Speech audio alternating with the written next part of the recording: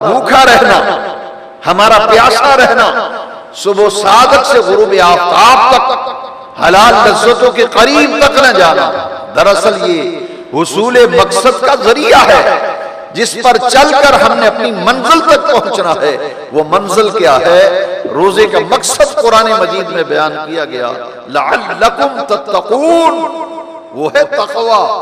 تقوی کی منزل تک پہنچنے کے لیے روزہ ایک راستہ ہے، ایک ذریعہ ہے جو ہمیں اس منزل تک پہنچاتا ہے جس منزل کا نام تقوی ہے۔ اگر اس منزل تک ہم نہیں پہنچ پائے، 16 روزے گزرنے کے بعد بھی ہماری کیفیت و حالت وہی ہے جو پہلے رمضان کو تھی، تو پھر اس کا مقصد یہ ہے کہ رمضان شریف آیا ہے، جا رہا ہے، ہم اس سے فائدہ نہیں اٹھا رہے۔ یہ تو اگلے سال نصیب ہو یا نہ ہو، دنیا میں رہیں یا نہ رہیں، بیمار ہو جائیں تو ڈاکٹر منع کر دے کہ آپ روزہ نہیں رکھیں، تو یہ تو وہ غنیمت ہے جو ملا ہوا ہے، لہٰذا اس میں بھی اگر تبدیلی نہ ہو تو پھر واعظ و نصیحت، درس اور خطبے اور تقریروں کا کوئی فائدہ نہیں ہے۔ ہزار بات کا بھی خلاصہ یہ ہے کہ رمضان مبارک تیزی کے ساتھ گزر رہا ہے۔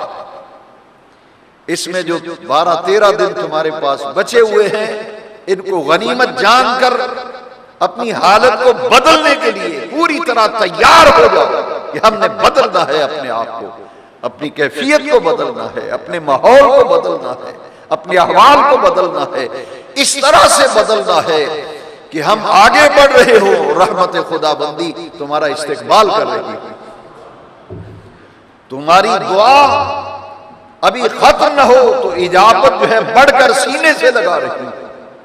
وہ کیفیت اپنے اندر پیدا کرنا، اس کے لیے ایک چند دن باقی ہیں ہمارے پاس، اور اس میں اعتکاف اسی لیے ہے، اور اس کا مصدر ہے وقوف، ایک جگہ جم کر ٹک کر بیٹھ جانا، یہ ہے اعتکاف۔ اور اصطلاح شریعت میں اللہ کی رضا کے لیے، لیلۃ القدر کی برکات کو حاصل کرنے کے لیے، مسجد میں اللہ کے ذکر کے لیے ٹھہرنا، یہ اعتکاف بھی دراصل اسی لیے ہے کہ آدمی اپنے اندر تبدیلی پیدا کرے اور اپنے آپ کو ایسے ماحول میں رکھے تاکہ اس کے اندر نمایاں تبدیلی آ جائے۔ یہ ہے مقصد ان عبادتوں کا اس مہینے کا۔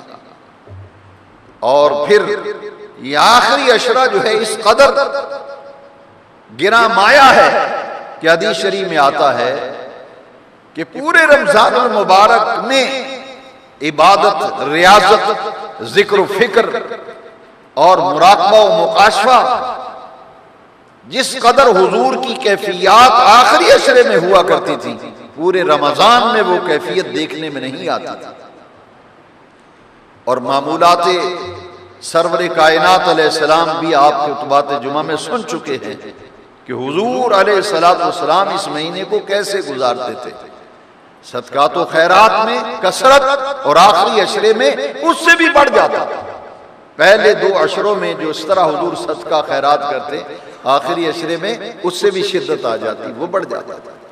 یہ تبدیلی اپنے اندر پیدا کرنے کا رمضان المبارک مہینہ ہے۔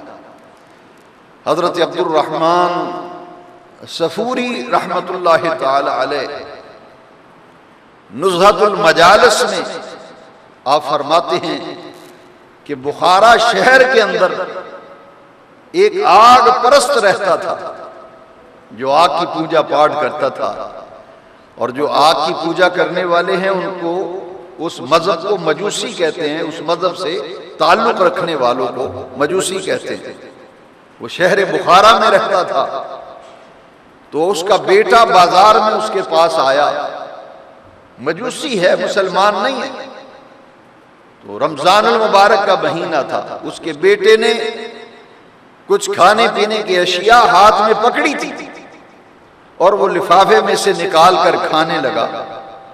اس نے ابھی دوسرا لقمہ ڈالا تھا تو اس کے باپ مجوسی نے زوردار تھپڑ مارا، اس کو زوردار تھپڑ مارا۔ اس نے کہا کہ تمہیں معلوم نہیں کہ یہ مسلمانوں کا عبادت کا مہینہ ہے؟ تو مسلمان اس مہینے میں دن کے اوقات میں کھایا پیا نہیں کرتا، تو ان کے اس مذہب کے دن کا ہمیں بھی احترام کرنا چاہیے. تو کھانا پینا نہیں چاہیے تو سرعام کھا پی رہا ہے اور تمہیں پتہ نہیں یہ بخارا مسلمانوں کا شہر ہے.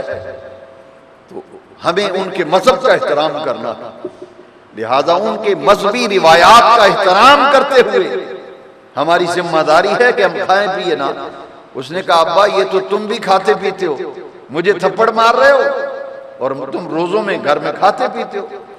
اس نے کہا میں کھاتا پیتا ہوں تو چھپ کے کھاتا ہوں، مسلمانوں کے سامنے نہیں کھاتا تاکہ ان کی دل آزاری نہ ہو. ان کا مذہب ہے، وہ رمضان کے اوقات میں کھاتے پیتے نہیں ہیں.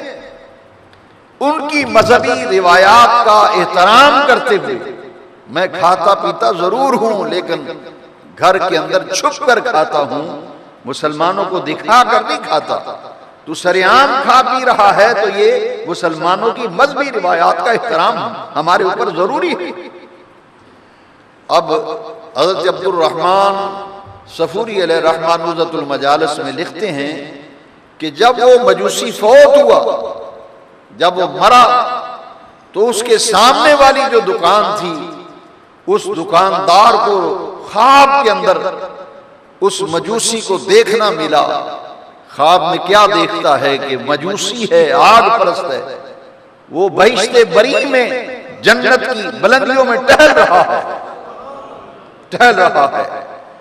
اس نے خواب میں پوچھا کہ تو مجوسی ہے، آگ پرست ہے، مسلمان نہیں، مگر میں کیا دیکھ رہا ہوں کہ تو بہشت بری میں جنت کی بہاروں سے لطف اندوز ہو رہا ہے، جنت کے مزے لے رہا ہے، بہشت بری کی انعامات سے سرفراز کیا جا رہا ہے. تو یہ تجھے درجہ ملا تو کیسے ملا؟ تو جنت میں آیا تو کیسے آیا؟ بہشت بری کی نعمتیں ملی تو کیسے ملی؟ اس نے کہا کہ میں نے اپنے بیٹے کو جو تھپڑ مارا تھا اور اس کو منع کیا تھا کہ مسلمانوں کے رمضان کے مہینے کے احترام کرنا ضروری ہے، لہذا میں بھی چھپ کر کھاتا پیتا ہوں، تو بھی کھانا پینا ہے تو چھپ کر بھی، شرط کر کر سرعام نہ کھا پی. میں نے احترام کیا اور جب میرے مرنے کا وقت قریب آیا اور مجھے موت کا پیغام آیا، میں موت و حیات کی کشمکش میں تھا کہ اللہ تبارک و تعالیٰ نے میرے اس عمل کے سبب مجھے اسلام کی دولت سے مالا مال فرمایا. میں نے کلمہ شریف پڑھا، مسلمان ہو گیا. جب مسلمان ہوا تو موت آئی، تو موت آنے کے بعد جب مجھے قبر میں رکھا گیا، کیونکہ سب گھر والوں کو معلوم تھا کہ یہ مسلمان ہو چکا ہے، اسلام قبول کر چکا ہے، تو اس کا غسل، کفن و جنازہ، تدفین مسلمانوں کی طرح کی گئی.